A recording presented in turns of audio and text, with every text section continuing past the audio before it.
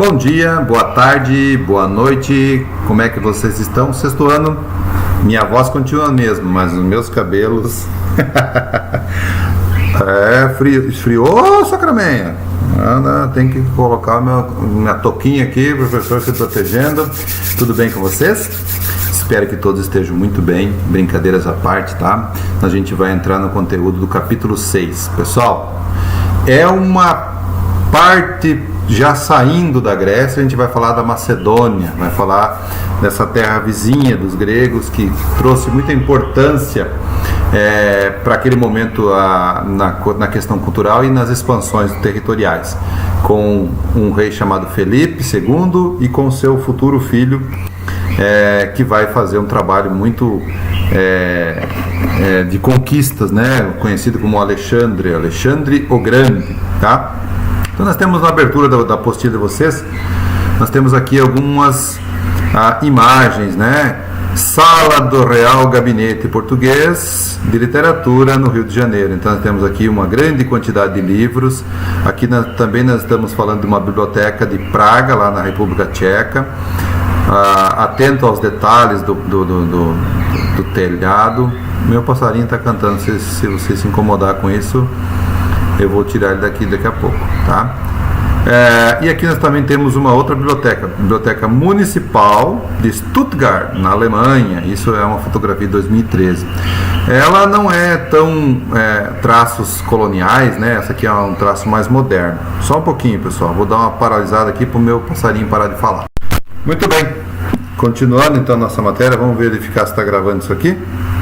Temos traços de uma biblioteca mais de linhas modernas, né, com áreas bem amplas e tudo mais, percebo que há parte para as pessoas sentar e tudo mais. Enfim, após observar essas fotografias que a gente já fez, de 3 bibliotecas localizadas em diferentes países, responda as seguintes questões. O que elas guardam, essas bibliotecas? Ora, o que elas guardam, meus alunos? Né? Tapete? Botijão de gás? Lógico que não, né? Elas guardam livros, guardam conhecimento, né? E a segunda pergunta, qual é a importância das bibliotecas para a humanidade? Para que serve uma biblioteca, né? Então é um lugar que você busca o conhecimento, então ela guarda muito conhecimento, muita história retratada, escrita, desenhada, enfim. Qual a importância? Então é para que as pessoas tenham o conhecimento da humanidade dos passados, do passado e até a atualidade. Então é para essa função que serve a biblioteca, né? Embora nós estemos vivendo numa era muito mais tecnológica, muito mais antenada em questão de computadores, em questão de celulares, né? Você consegue ter uma infinidade de recursos dentro de uma pecinha, de uma maquininha desse tamanho aqui, que você consegue colocar milhões e milhões de livros, até dados que você não tem imaginação. É claro que ainda existe a maneira tradicional de você ir lá pesquisar nos grandes livros, né? Mas hoje a maioria das bibliotecas estão digitalizando tudo, estão colocando exposto isso pra gente na internet, então a gente só basta fazer um cadastro lá nessa biblioteca e você vai ter assim infinidade de informações que talvez seria muito mais difícil você buscar dentro da biblioteca. Existe o espírito de ir lá e pesquisar tudo mais, mas a internet nos possibilita essa informação muito mais rápida. Quais são os objetivos desse nosso capítulo que a gente vai estudar? Resgatar as principais características culturais dessa sociedade grega da antiguidade, localizar a Macedônia no mapa europeu, onde ele ficava, próximo, vizinhança dos gregos, conhecer as principais características políticas, econômicas e sociais da Macedônia, como que se organizava socialmente, como que era a política deles, era parecida com os gregos, como é que era a economia, baseada em quê, se sobreviviam do quê, de que maneira que eles viviam, né? E compreender o processo expansionista promovido por Alexandre, né? E também entender a questão da expansão de Felipe II, tá? destacando as políticas colocadas em prática por ele nos lugares conquistados, da maneira que ele atuou, como que ele fez com que as pessoas depois de conquistadas se submetessem aos seus controles e tudo mais. Compreender a cultura helenística como fruto da aproximação de diversas culturas orientais e ocidentais. Então, aquela aproximação que Alexandre faz dos outros povos, dos outros lugares, eles vão acabar incorporando aquela cultura, aprendendo aquela cultura local e também levando a sua cultura também para esses povos aprenderem, né? Essa é a troca cultural que acontece, é um processo muito bacana e nós vivenciamos isso no dia a dia hoje constantemente através dessa ferramenta que a gente já comentou, que é a internet, tá? Ela nos traz conhecimento muito rápido, mas ao mesmo tempo também muito perigoso. No capítulo estudaremos a Macedônia, povo que estabeleceu-se ao norte da Grécia, constituindo um império. Muito bem. Que vivia ao norte, então, da Grécia, constituiu um império que unia o Oriente e o Ocidente. Uma das suas legados foi uma imensa biblioteca erguida na cidade egípcia de Alexandria. Então, essa biblioteca não existe mais, então foi já destruída pelo tempo, pelas invasões dos romanos, enfim. Essa biblioteca, então, era uma herança dessa questão muito importante que Alexandre e o pai dele deixaram como legado, que era acumular os conhecimentos e guardar tudo em um lugar específico, né? Para entender melhor todo esse processo, relacione aos macedônios, vamos iniciar essa nossa discussão abordando o contexto desse mundo grego. Sobre a Grécia Antiga, ou na Antiguidade, analise as afirmativas a seguir. Já traz a resposta para vocês, né? Foi formada por diversos povos como aqueus, eólios, dórios e jônios? Sim, nós sabemos que esse lugar foi formado por eles. Foi um poderoso império cujo imperador era a autoridade máxima. Não. Tinha imperador? Não tinha imperador nas cidades-estados gregas. O nome já diz. Cidades-estados eram independentes, autônomas, se viravam por conta própria. A única coisa que eles tinham em relação de proximidade era a linguagem, a crença e a questão de ensinamento e tudo mais. Mas fora isso, eles eram extremamente independentes. Tinham pessoas que mandavam em cada das cidades por conta própria. A democracia foi uma das heranças deixadas pelos gregos para as gerações e os povos que os sucederam. Sim, foi essa a porção. Então, letra D, opção. E aí, os gregos eram politeístas e seus deuses eram antropomórficos, isto é, tinham formas humanas? Sim, não era o deus lá, o Zeus, a Atenas, então eles as representavam com um semblante de uma pessoa, de um ser humano, tá? Então é verdadeira essa informação. Em Esparta, a educação dos meninos desde muito pequena era voltada para a guerra. Sim, também era voltada para a guerra. E na antiguidade, a cidade-estados em Atenas foi marcada pela democracia e por ser uma sociedade sem escravizados. Falsa, porque nós sabemos que totalmente a Grécia dependia dos escravos para sobreviver, enfim, saíram conquistando tudo o que acontecia naquela frente. Os gregos apreciavam o teatro de forma e foram os criadores da comédia e da tragédia. Também é uma informação verdadeira, a gente viu nos capítulos anteriores. E os gregos eram pacíficos e nunca entraram em nenhum conflito. Nem a pau, né, Juvenal? E quando você fala grego, você já está falando espartano também, tá? Então, estava no sangue, a guerra estava na veia dos caras, está aqui, ó, voltado para a guerra. Então, eles ensinavam seus moleques para lutar desde pequeno, ok? Em seu caderno, reescreva as afirmativas falsas na questão anterior. Então, a falsa já vai colocar aqui, ó. Na cidade de Atenas foi marcada pela democracia por ser uma sociedade, então era escravizada, tinha escravos, vai só mudar essa parte aqui, e a gente sabe que os gregos eles eram bons de guerra também, então você vai trocar essa informação. Enfraquecimento das cidades-estados gregos, tudo que chega no ápice, início, meio e fim, é a curva, né? É igual tá falando desse vírus aí. Ele iniciou, vai ter seu ápice e a tendência é cair. Então essa é a natureza das coisas que acontecem. A mesma coisa para os grandes impérios que aconteceram. A gente vai ver que os gregos também entraram em declínio, também foram fragilizados e foram conquistados, porque assim, quando você tem alguém liderando, você tem um pensamento, mas quando você não tem mais essa pessoa, o que sucede ele não vai pensar igual, vai tentar fazer de maneira igual, e a sequência é cada vez mais, ou vai crescer mais ainda, ou vai entrar em decadência. Os gregos entraram em decadência, os romanos a gente vai ver também que entraram em decadência, todos os impérios que existiram foram início, meio e fim, tá? E assim, talvez esse prolongamento seja maior para um império e menor para outros impérios, né? Mas para os romanos, por exemplo, aí, ó, 2000 anos de história, entraram em decadência, a corrupção, a ganância, a luta pelo poder fez com que eles entrassem em decadência.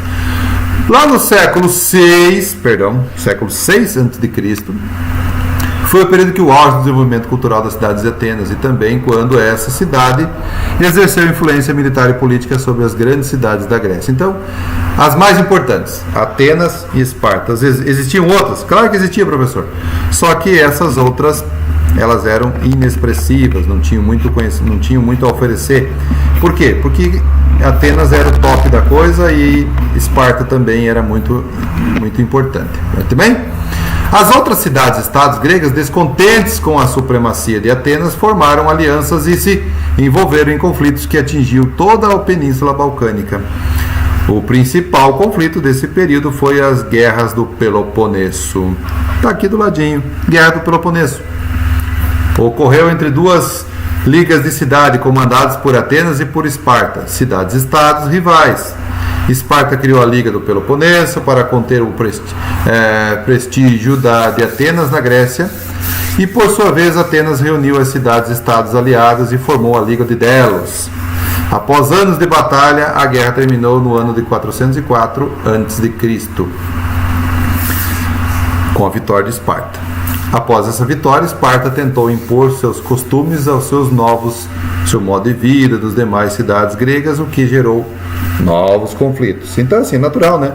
Os gregos estavam pensando, os espartanos estavam pensando apenas em criar soldados específicos, né? Mas não era a mesma ideia, a mesma pegada que tinha nas outras cidades-estados gregas. Então, divergiram nesse processo todo. E aí começa o fim desse processo, desse grande império que era, não vamos colocar império, desse grande momento de cultural que havia naquele processo todo que era dos gregos. E quando você tem um reino fragilizado, você se torna vulnerável, né?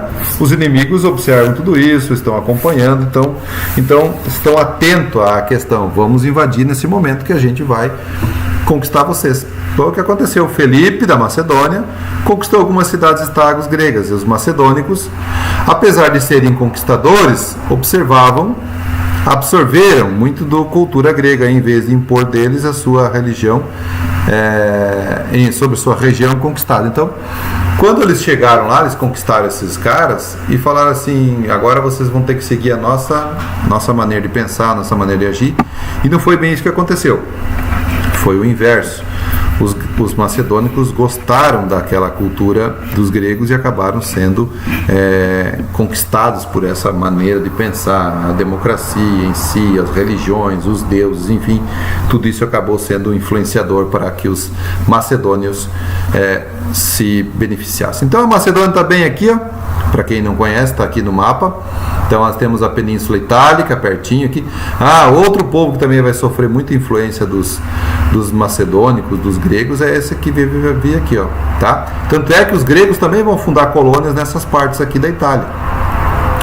E acabaram também influenciando a maneira de criar o Deus. Só que aqui eles criaram deuses com outros nomes, com outras pegadas, enfim, mas que era uma cópia fiel, né? Daí nós vamos estudar a mitologia, na mitologia da crença, né? Depois do final da Guerra de Troia, alguns caras fugiram daqui, fundaram cidades e acabaram formando a cidade de Roma. E de Roma cresceu tanto que se tornou o Império Romano, tá? Muito bem. Então, Macedônia, perto das cidades-estados da Grécia, então é natural que eles acabaram tendo uma certa cobiça por esses povos que estavam sendo seus vizinhos. Ok? Bom, A Macedônia era uma região montanhosa ao norte da Grécia, na Península Balcânica. Sublinha essa parte que é importante. Para os gregos, a Macedônia era primitiva e seus habitantes de tal forma grosseiros que não mereciam atenção. Menosprezavam os macedônicos, né? Os gregos se achavam superiores, enfim, nós somos os melhores, nós temos democracia, nós pensamos, nós somos pessoas que não podemos nos misturar com esses caras aí que estão chegando. Foi um erro fatal, né? Os macedônicos falavam grego, além de serem muito influenciados por outros povos, porque eles estavam mais distante da Grécia e mais próximo dessas pessoas que estão aqui, ó. Então, natural que você seja influenciado por essas pessoas que estão nessa parte do mapa. Ok? A ascensão monárquica era geralmente decidida após traições e lutas sangrentas. Felipe II, por exemplo, chegou ao poder em 359, aos 23 anos de idade. Você não consegue imaginar um negócio desse? Um cara com 23 anos de idade chegou ao poder. O filho dele chegou ao poder mais cedo, com 20 anos. E morreu com 32. Tá? Estão me chamando para comer. Para se tornar rei, fez desaparecer o legítimo herdeiro do trono macedônio com um sobrinho e ainda matou 3 meios irmãos. O cara era sangrento demais, gente. Após se tornar imperador, em pouco tempo Felipe acabou com as disputas, né, internas do poder, fortaleceu o exército e deu início a um processo de conquistas territoriais. Então ele começa a expandir. A Macedônia não era cidade-estado, a Macedônia era governada por um império, tá?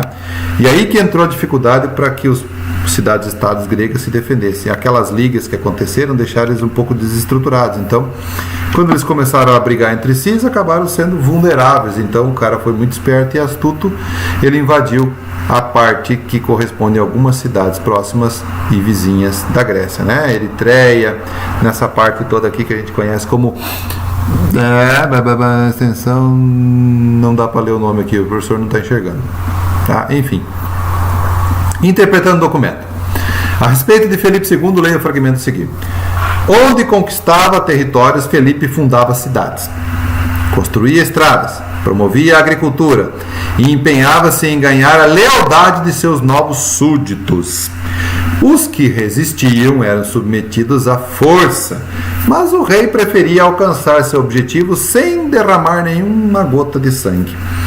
O crédito de uma vitória militar, dizia ele, era dividido com seus soldados, mas uma vitória diplomática era toda minha. A melhor maneira é a diplomacia, né? Só que você está sendo conquistado, então. Qual era a política adotada pelo Felipe II?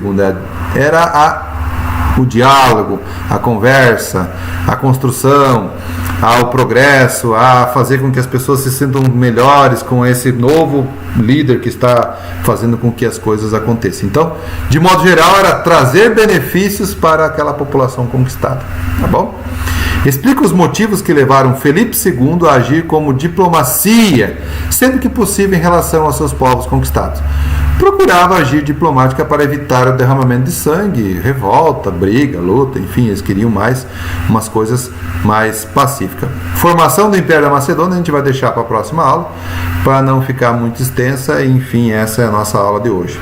Eu agradeço a presença de todos e quem está assistindo, se dedicando, acompanhando. Muito obrigado. Tchau, tchau.